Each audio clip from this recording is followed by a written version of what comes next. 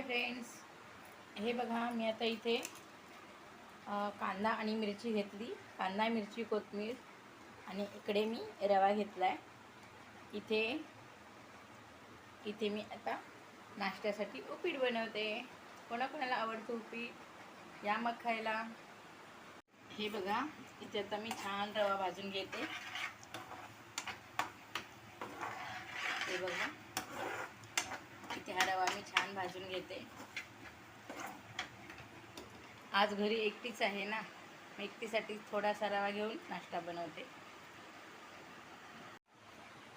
हे बघा मी आता याच्यामध्ये थोडं राई टाकते,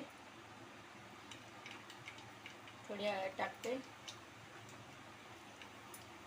आणि हा कांदा आणि मिरची भाजून घेते. हे मी मिश्रण घेतो, कांदा, मिरची आणि कोथिंबीर हे मी आता छान भाजून घेते.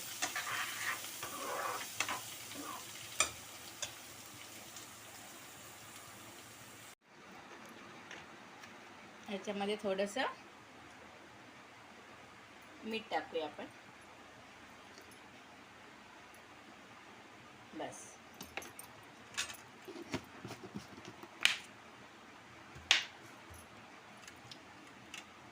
हे बघा आता छान हे उकळवायला ठेवलंय मी पाणी उपीटसाठी. मीठ टाकून याच्यामध्ये मी थोडेसे शेंगदाणे सुद्धा टाकले. हे बघा शेंगदाणे उपीटमध्ये टाकले तर अजून उपीट टेस्टी लागतं. आता हे उकळवलं की हा मी रवा भाजून घेतला तर मी त्याच्यामध्ये टाकेन. हे बघा असं उकळलं ते.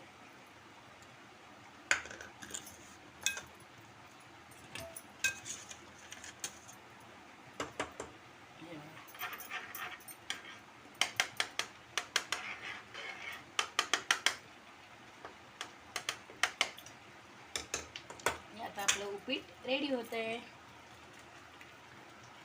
हे बघा फ्रेंड्स, हा आता उपीट रेडी झालेला आहे. कसं झालंय, कलर कसा आलाय बघा, किती छान. आता गॅस बंद करते. हे बघा उपीट रेडी झालं आहे. कसा कलर आलाय बघा. या मग खायला. उपीट कसं झाले ते मला प्लीज कमेंटमध्ये सांगा. चला बाय.